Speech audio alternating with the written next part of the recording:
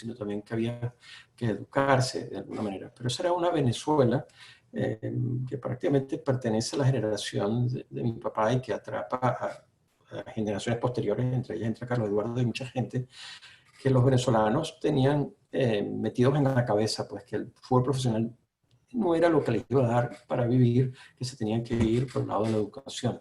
Entonces yo crecí con esa dicotomía, pero el fútbol profesional para mí plantea un camino que yo sabía que para papá eso no existía. Y eso de entrada fue un reto en todos los aspectos de la vida. Cuando yo le fui, y tú lo contaste ahí, yo debuté, yo jugué en todas las selecciones nacionales de Venezuela desde juvenil y siempre avanzaba. Yo jugaba, era infantil, ya estaba en la selección juvenil, era juvenil y ya estaba en la selección olímpica y primera. Y bueno, con apenas 18 años, 19, debuté en la mayor, en esa Copa América. Pero el fútbol para mí era precisamente esa dicotomía de yo quería ser profesional, pero también sabía que tenía que tener una proyección educativa porque entendía que la industria, porque la vivía también a través de mi papá como federación, etcétera, de que como industria no era una cosa para cultivar el futuro de uno. Entonces, los Juegos Olímpicos para mí significaron un momento cumbre porque vienen justo después de la Copa América. O sea, yo debuto, como decía antes, en la Copa del Sol con 17 años. Mérida me da una oferta para quedarme, yo se le niego, no me gustó. Entonces, porque quería empezar la Simón Bolívar, no me gustó la parte educativa, me fascinó la parte de fútbol, pero no me gustó la parte educativa cuando la comparaba con la USB y me fui para Caracas y entonces decidí firmar con el Italia el año, creo que fue el 79, fue de 78 para 79, porque creo que el debut en la Copa América, creo que fue en el Copa Sol, creo que fue en el 77. Entonces en el 78 hago el acuerdo y juego toda esa temporada 78-79 con el Deportivo Italia y quedo futbolista del año en Venezuela, siendo muy joven, a los 19 años.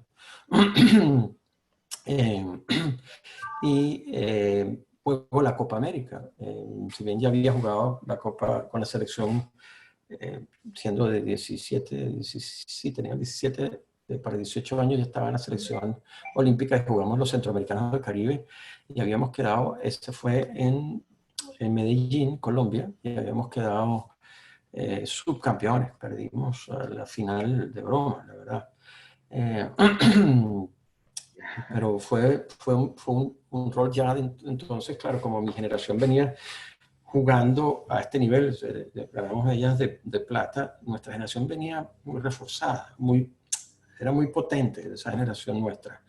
Y habíamos ganado medallas de plata, nos creíamos que estábamos a cualquier nivel en Sudamérica, y cuando voy a jugar la Copa América, ahí me viene un choque gigantesco. Por cosas que van a otro, no quiero narrar aquí, vamos para centrarnos en los Juegos Olímpicos, pero lo más importante es que yo llego a la Copa América jugando en mi primera temporada de fútbol profesional full con el Deportivo Italia y inclusive me llaman, me ponen como el futbolista del año ese año, para que se den una idea de la diferencia. La mayoría de mi generación, muy pocas excepciones, estaban todavía jugando amateur. O sea, por ejemplo, Bernardo Añor, que era mi hermano de vida, estaba jugando en el bingo. Nelson Carrero estaba jugando en el bingo, que por cierto Nelson es mayor que yo, un año mayor que yo. Entonces, de mi generación, la mayoría estaban todavía en ese lado. Habíamos pocos que habíamos dado el salto profesional. Pedro Costa inclusive era muy suplente todavía en Galicia, que empezaba. Memín Sánchez sí empezaba a dar otros tribus que es también de mi generación. Creo que él y yo éramos los que más jugábamos ya partidos como regular en primera división profesional. Entonces yo llegaba a la Copa América siendo, digamos, el jugador joven de Venezuela y obviamente era, como me lo hicieron saber, tenía que ser una de las figuras de la selección amateur para la Copa América fue en el 79, entonces como éramos los más jóvenes, éramos la base de la selección del futuro y entonces yo era uno de los líderes de esa selección y íbamos a jugar la eliminatoria a las Olimpiadas Y fue, se imaginarán, yo en esos años, yo tendría de 18, 19 años, yo estuve en mi casa con mi familia solo 2 fines de semana. La intensidad era bestial para, de trabajo que teníamos. Y por cierto, lo que obteníamos de vuelta, a más del amor por la camiseta y todo esto, Claro, que es claro. una cosa que no tiene precio, no había más nada. Inclusive era hasta dificultoso, porque yo lo hablaba en estos días en una entrevista, decía que yo todavía estoy respondiendo a cosas que nos pasaban entonces, que eran notificadas a la prensa de manera incorrecta, o sea, de la carrera de uno. O sea, uno hacía una jugada de gol con la televisión y todo, que uno salía todo alegre, que salía, que había hecho la jugada de su vida, y luego salía y le daban las gracias Claro. a otro jugador, porque literalmente los que narraban los partidos ni siquiera sabían quién era uno. Y le daban las victorias a los demás. Entonces yo llego a esta selección ya un poco cansado, inclusive con medio lesionado del abductor, pero vamos a la Copa América, perdón, a las eliminatorias olímpicas. Y claro, nosotros nos creíamos que éramos superiores a la mayoría de Sudamérica. O sea, nosotros estábamos convencidos de eso. O sea, como selección era tal el punto que por eso a mí me frustró haber jugado la Copa América, porque era como que yo viví cosas ahí que me parecieron, en aquel entonces, que me parecieron que hacían hasta trampa. O sea, trampa literalmente hablando, delante de todo el mundo te la hacían. Porque tú como Venezuela no podías ganar. Era una cosa increíble. Claro. Entonces, cuando luchabas a nivel olímpico, a nivel de selecciones, tú decías, esta no me la vas a hacer, no me vas a hacer, nadie me va a venir a hacer trampa. Y fuimos a jugar aquella eliminatoria a los Juegos Olímpicos, muy convencido de que nosotros podíamos clasificar, que clasificaban solo 2. Y yo quiero hablar algo aquí al respecto porque va a servir de marco para después. La mayoría de la gente le resta la importancia de lo que tiene la clasificación aquella, cómo se cometió. Pero en una multiplicidad de deportes, la eliminación para llegar a una Olimpiada te incluye los mejores 4 de una región. En aquel entonces, imagínense, en el deporte más disputado, y todavía creo que es así, solo clasificaban 2. Todos nosotros creíamos que podía llegar, sabíamos que teníamos que competir de cara a cara con Brasil y contra Argentina, que eran los reyes de la disciplina. Y en esa eliminatoria, la verdad que le pasamos por encima a muchísimos equipos. Chile nos empató, pero de broma. Por cierto, en ese partido Chile vivió una de las cosas más maravillosas, porque nosotros íbamos a los estadios en Venezuela con la selección mayor, con la selección menor, y cuando llegaba la hora de cantar el himno nacional, tú escuchabas tímidamente algo. Pero cuando venían los otros equipos, sobre todo el de Colombia, tú escuchabas el estadio cantar el himno nacional de Colombia en Venezuela.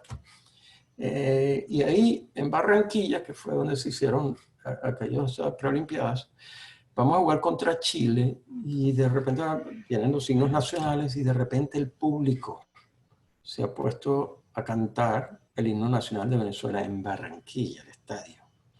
Para mí aquello fue, al día de hoy, todavía me acuerdo como si realmente fuera el inspirador más grande que yo viví. Bueno, aquello le pasamos por encima a Chile, yo pegué un poste, yo creo que el travesaño todavía está temblando, pero no entró, nos empataron 1-1 con un gol que nos hicieron, una tontería que cometimos defensivamente, nos empataron, pero no merecieron ni siquiera perder por 1 ni por 2. Nosotros debíamos haber ganado ese partido por mucho más. Pero el tema es que así le pasamos por encima a Chile. Creo que fue que le empatamos a Argentina. Bueno, el tema es que le ganamos inclusive a Colombia. Se le Y ya ni gana, jugué ese Cheche, se le partido. gana 5-1 a Bolivia. A Bolivia le dimos En ese un preolímpico, paseo. sí, Un se le gana paseo. 5-1 a Bolivia. Y se le gana Y 1-0 a ese, Colombia. claro, y ese 5-1 a Bolivia es donde nosotros proyectamos exactamente lo que nosotros creíamos que éramos. Nosotros creíamos que estábamos a meterle 5 a Bolivia y meterle 1 a Colombia, como se nos llevó, y de pelear de tú a tú con Brasil y Argentina. Pero claro, cometimos errores contra equipos que no debimos cometer errores, que creo que fue uno de ellos, Uruguay, que obviamente, digamos, perdimos el partido que no había que perder. El tema es que quedamos cuartos, o sea, en esa eliminatoria, y quedamos cuartos por encima de Brasil, si mal no recuerdo. Y el sentimiento de todos era medio de frustrado, porque literalmente nosotros creíamos que podíamos llegar de primero o segundo. Ahí estábamos nosotros mentalmente. Y entonces nos regresamos a Venezuela de alguna manera satisfechos, pero frustrados por no haber ido más. Y de repente nos llega la noticia de que es posible, de medida del boicot, que Venezuela sea invitada. Pero claro, no es que iba a ser invitada Venezuela porque Venezuela era bonita a unas Olimpiadas, porque había un boicot por aquella intromisión de Rusia en Chechenia. Creo que fue el motivo, si no me acuerdo, eran por razones políticas. Y por cierto, al día de hoy yo le digo a todos mis hijos, siempre les he dicho que soy el único que tiene país en su nombre. Chechenia es mi país, pero lo aprendí, yo me acuerdo que algo tenía que ver con eso, ¿no? Entonces, en aquel momento empezó la conversación de que nosotros podíamos ir y que nos teníamos que preparar. Pero le estoy diciendo que empezó una conversación porque que no nos llevaba nunca a si íbamos a ir, no, o sea, nunca nos decían van a ir. ¿Por qué? Porque estaba en disputa el proceso, primero si iban o no a ir los dos primeros, si iban a escoger o no, y segundo, de bueno, cuál era el proceso de quienes iban a ir en su sucesión. Y se acordó, obviamente, por razones de mérito, que si los dos primeros no podían por una razón, entraba pues el tercero y el cuarto, que fue así. O sea, el primero no fue primero, entró Colombia, y el segundo no fue, y fue Venezuela. Pero eso fue un periodo muy áspero. Yo me acuerdo inclusive de pararme en el Instituto Nacional de Deportes. El presidente era Papelón Borges, el gran Papelón Borges, y gritarle, decirle hasta cuándo nosotros vamos a estar entrenando. Parecemos que estamos en un maratón que nunca sabemos cuándo se cierra. Estábamos preparándonos para una competición que no sabíamos si podíamos ir o no. Entonces fue muy accidentado ese otro proceso, el segundo proceso de prepararnos a las Olimpiadas per se.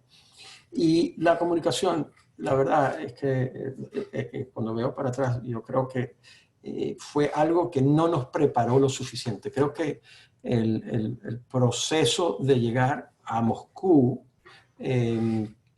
le faltó la continuidad de los preolímpicos que hicimos, que nosotros sabíamos, estábamos convencidos que teníamos un equipo que podía ganarle a cualquiera, para luego ir a Moscú, pero ya como perdidos en ese proceso de si íbamos o no, entrenar por entrenar, pero entrenar por ir que no sabe si va a ir a ningún sitio, para qué estaba entrenando. Entonces le sacó como el momentum y las ganas de ir, no las ganas, la preparación psicológica como para ir a este primer evento magno como ameritaba. Y eso lo pagamos nosotros en el primer partido grande. Pero fue esa más o menos, esta historia es muy importante porque desde el punto de vista futbolístico significaba un momento cumbre para una generación que venía de ser la primera medalla de plata en unos Juegos Centroamericanos del Caribe en la historia de Venezuela, que había llegado a conjuntar la base de una selección de Copa América que había empatado dos partidos. Los dos primeros partidos los jugamos en Venezuela, los empatamos. Luego los perdimos rotundamente en la visita. Y luego veníamos de jugar unos preolímpicos, como decíamos antes, habíamos pasado por encima a muchas selecciones. Entonces nos sentíamos que nosotros éramos una generación que venía, que el fútbol nos tenía que responder, y Venezuela nos tenía que responder a todo lo que nosotros estábamos hablando. Pero ese proceso, desde el cuarto lugar, que fue un cuarto lugar histórico, era la primera vez que Venezuela llegaba cuarto lugar en unos eliminatorias a Olimpiadas preolímpicos. Éramos los cuartos de Sudamérica, obviamente, y literalmente la primera vez, pero en Venezuela hubo como un anticlímax, O sea, no, a nosotros era como que, ustedes están entrenando a ver si van. Y al final fuimos, pero ese momento no nos llegó. Eso desde el punto de vista de equipo y históricamente para Venezuela. Personalmente, para mí, significaba algo muy importante porque yo venía, como decía antes, de estar en la división de honor del fútbol venezolano, haber sido nombrado futbolista del año de la primera división del fútbol profesional y obviamente en la selección olímpica, después de haber pasado por la selección profesional, yo era como una de las figuras de esa selección, inclusive de cocapitán.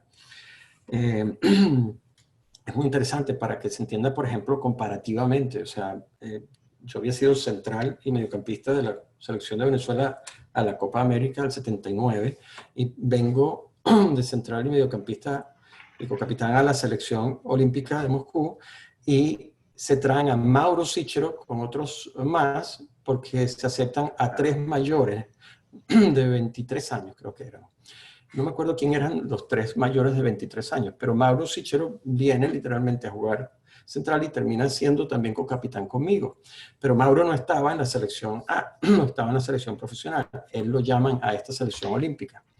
Mientras que nosotros de jóvenes nos íbamos, digamos, a ser la base de todo el equipo. Al final éramos la base jóvenes, de jóvenes lo que hacíamos en la selección. Entonces, estos Juegos Olímpicos eran como la cúspide, pero llegamos sin ese momento. Entonces, quería resumir hasta aquí la llegada a ese evento, tanto desde el punto de vista personal como del fútbol venezolano, para ver si hay preguntas a ese respecto primero, para después hablar sobre el evento per se. Yo tengo una, ¿no, Cheche? Yo digo que cuando Richard P. habla de esa irreverencia, porque mucha gente, yo siempre escuché a Richard hablando de esa irreverencia que tenía que tener el jugador del fútbol venezolano, y hablando con Richard, él me decía que todos esos resultados, porque él veía lo que ustedes realizaron y lo que conformaron, lo que dejaron, porque ahí fue creo que donde se empezó a dejar como una huella de lo que se podía hacer en el fútbol venezolano, de manera improvisada. Porque fíjate, cuando yo digo que fue una selección construida más sobre el talento que sobre el desarrollo de un trabajo en conjunto, porque hubo muy poca planificación, se hizo de manera muy improvisada, no tenían las selecciones. Eso que tú hablas de lo que viviste en Copa América, para mí también es la falta de oficio que nosotros hemos ido adquiriendo ya poco a poco con los años, porque tenemos jugadores ya más internacionales, tenemos ahorita actualmente jugadores que ya han adquirido ese tipo de oficio del hecho de competir por fuera, pero también cómo competían ustedes aquí a nivel interno. O sea, eran con canchas deficientes, eran arbitrajes deficientes, era prácticamente jugadores con mucho talento, pero con un estilo semiprofesional.